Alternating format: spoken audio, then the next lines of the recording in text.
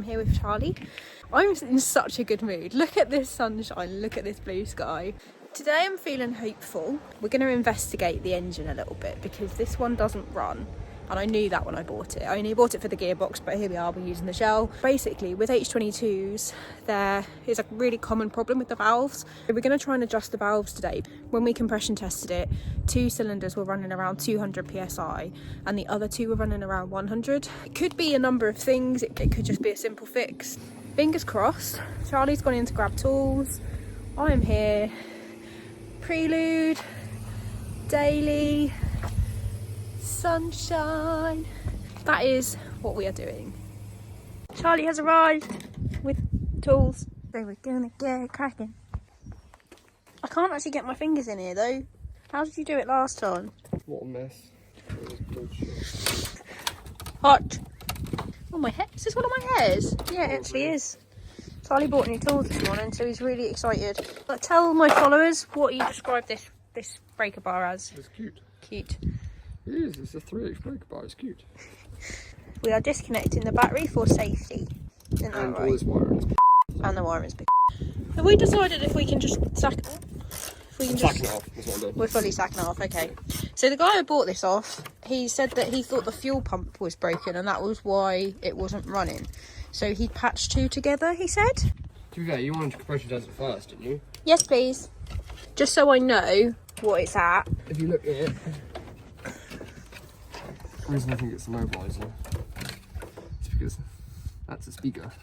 Oh, so does that shout when someone breaks in? Yes. Right, okay. And a mobiliser is important in starting the car. You're so clever. I don't know if the jump pack's got enough charge in it, but we'll try it. I'll hook up to the battery anyway. I have got a test to see if it's the bottom end or not, but I'll do it after the valves. Okay. Just because I want to see the state of the valves anyway. I'll go get the compression tester. Okay. You can always hook that up if you want it. I'm always worried I'm going to electrocute myself. Why is this not attached? That's in. I'm scared. I didn't die. Okay, so we are now going to compression test. Yeah, no ignition. Oh, is it because that's come off the thing? Yes. I did screw that in, I promise. I'm sure you did. So much attitude. I told you. Sassy. This always falls off. Yeah.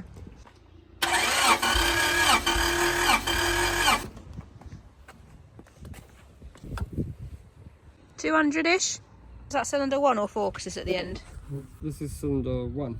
Seems odd that it's right to left. Honda engines are backwards. Of course they are. Not most cars, the gearbox are this side. Oh, okay. If you look at the Audi, the gearbox will be that side. Is 200 still relatively healthy? Because I know when we were watching videos yesterday, someone was saying that they had them at like 250, It 245. doesn't really matter what the numbers are. It's the tolerance that matters. As long as they're all within around 10% of each other. We're just putting a hold on the compression test because the battery's died. We've done cylinder 1. We're going to wait till we've got jump leads, which Brandon is bringing. We're just going to have to wait like 20 minutes, half an hour.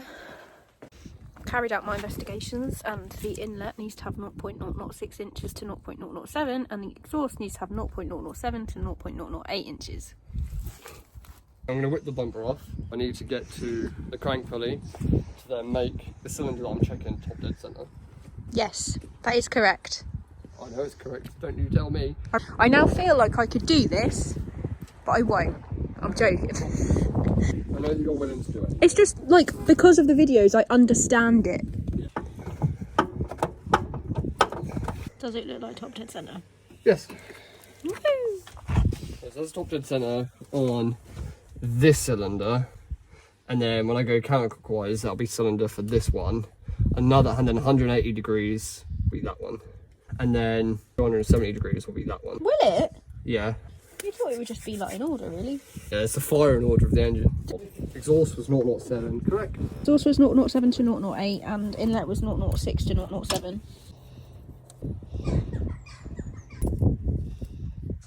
My homemade tool.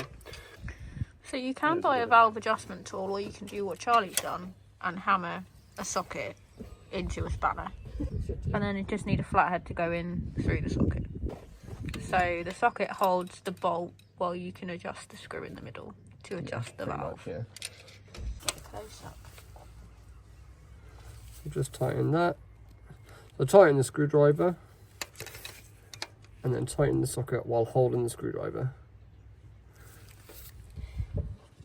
And put your little feeler in, and a 0.6 fits with a little bit of drag, but a 7 doesn't fit at all. So you can, that goes all the way in with a little bit of drag, but the 7 doesn't fit. Magical. So now we're going to do the exhaust. So those are the bits that you have to adjust the clearance on, and then these are the screws and bolts that are being adjusted to adjust the clearance. Mine fits a bit too easily, so I'll tighten both of those. You can buy valve adjuster tools, or you can just do it really ghetto like this. But it works. I like it ghetto. I don't like spending money on stuff I don't need. And also we would have to have waited like a couple of days. 9 doesn't fit, but an 8 does. Perfect. So that one's done. So is it the screw that adjusts it rather than the bolt, and then the It's bolt the just screw. holds the screw in place? Yeah, got you. That is exactly correct. Loosen that off. 0.8 fits, 0.9 doesn't. Imagine if this runs though. I'm not getting my hopes up, but imagine. I literally told you yesterday, do not get your hopes up. Nah, I'm not getting my hopes up. It's quite a lot of numbers to bump up, but it depends how out that it really is. That cylinder was relatively okay anyway, wasn't it? That Yeah. one you're doing now. Well, it was good. Probably wouldn't have needed really much adjustment. So I'm going with 0.7 doesn't fit. Yeah. Yeah? Aim for 0.6. Brandino's arrived. Thank you. Literally sitting there doing the valves, gonna try and start it later. Don't even know if it's got any oil in it. I can't get it in. There we go. Come in. Look, it has got oil. Should it be that black? Definitely not, but it's got it. It's all that. 0.6 is tight in both while dragging. Happy with that? Perfect. So cylinder 1 is done. Yeah.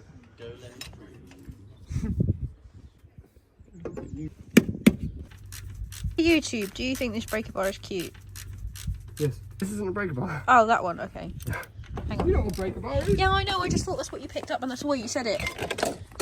Is this breaker bar cute, yes or no? Yeah, I feel like most people are going to say no. But if you hold it up to a normal size breaker bar, then... Oh, I have a normal size one in my boot, actually. That's my ratchet, I've been looking for that. Well, where's my breaker bar then? You've nicked my breaker bar. No. You have? You're a silly goose. I'm not a silly goose, I'm fixing your car. You're a silly goose watching. Probably about 215, 210. Yeah! Time to compression test cylinder 2. Just under 125. Time for cylinder 2, which I think is relatively okay. Yeah, 225. Yeah! And now cylinder 1. Just under 125 as well. We're at TDC, both the arrows are facing upwards. Yes. We're at top dead centre on this cylinder. So now we'll go 90 degrees and make sure you turn it counterclockwise. So then the arrows are lined up. Make sure the arrows are lined up with this part of the engine. Yep. Which they are. So now we're ready to do cylinder 2. This is all you're going to see of Jay because you don't want to be on camera. But this is Jay.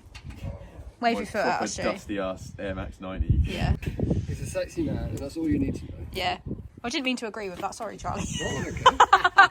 Okay.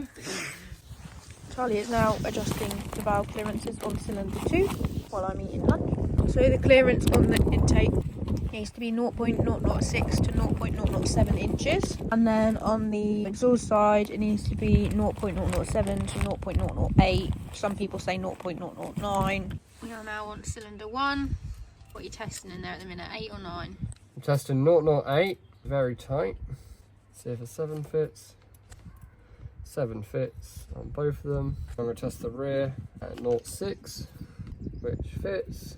Then I'll see what it is. Go up to a 7. And 0.7. So 0.7 is still really, really gloosy on the intake. So it means they need tightening down because you want to try and get it at 0.6. I'll go up to an 8. 8 goes in here, so this one's really loose. And this is one of the lower cylinders, isn't it, pressure-wise? So I don't know how much it's going to bump it up, but worth a try. let's see if a 9 fits. Why not? Okay. Might as well. We're here. We're here. And we're oily. Well, you are. Yeah, even a 9 fits. So that one's very out.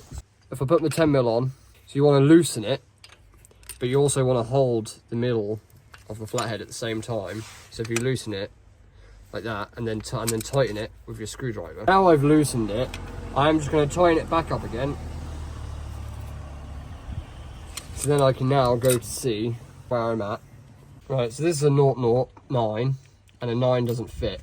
So then we go back to an 8, and the 8 slides in there nicely. So that's what we want. So 9 doesn't fit, but an 8 does.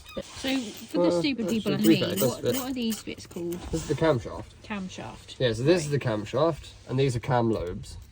Okay. So these are the lobes on the camshaft, connected to the cams. So now we'll move on to the exhaust. So then on the exhaust. You mean the intake? Yeah. I was going to say, that is the exhaust. Sometimes I know things. What we're turning on the intake again? 6 or 7. But I think because we went to the lower end of the exhaust side, we were going lower end of the intake side too.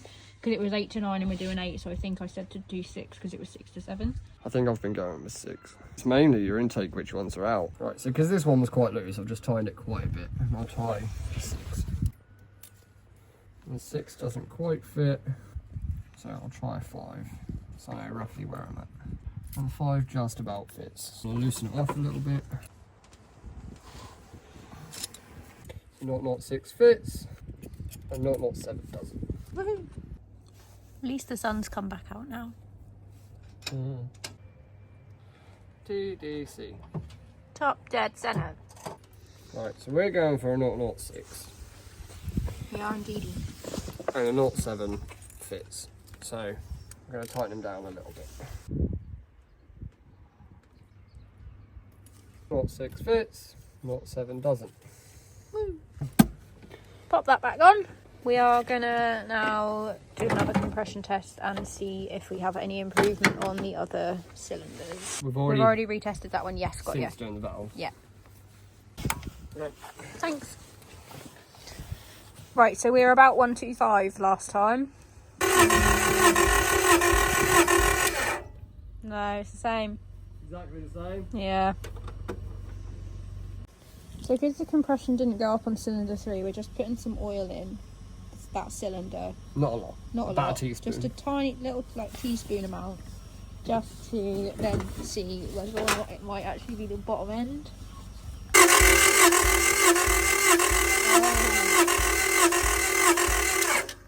Yeah, we're over 150 now. We put a little bit more oil in. Probably got to about just over 150 a minute ago, so we'll see. Stop! It went straight off the heart. Right, we're now checking cylinder 1, which was about 125. Maybe a teeny tiny bit. It's now between 125 and 150. But not really any But different. not really any different. Just going to put a smidgy oil in cylinder 1. You have to pull this back. Oh, do I? I thought it was just like a garden hose where it just goes on. Well, the garden hose is supposed to pull it back as well. Oh, I just ram them on. Yeah. Just under 250 then. I might just leave that here for a second. See how much it drops down, because then we can see if it's losing compression. Pop you there. Don't lose compression. Yeah. Off the charts. What I'll probably do is, I'll probably just sit here and crank it quite a lot. Just to try and get the oil out. We are just cleaning spark plugs up.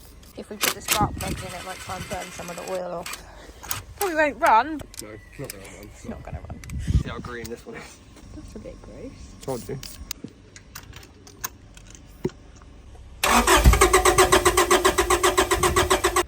I would like to check to see if it is actually sparking.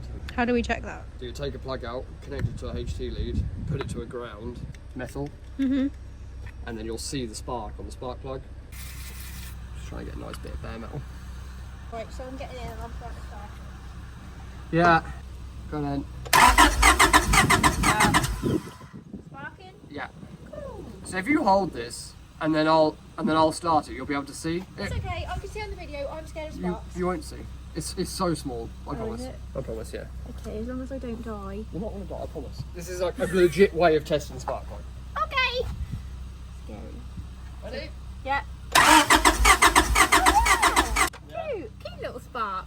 You want to do this one? Yeah, can do. Safety. While I'm here, if anyone with a Prelude knows where you can get nice, different coloured HT leads that aren't just your standard like reds and blues, can you let me know? Because I want some pretty ones. Can't find any anywhere. Is this small for you? I've got bad smell. Uh, Not as bad as the first one though, I right? don't think so, no, not as much. Not as much as the last one. And that's cylinder 3. That has fine compression though, that one. Yes. That's like 225 or whatever. Yes, but it might be technically trying to start on one What do you mean trying to start on 1? cylinder. Oh, okay. Ready?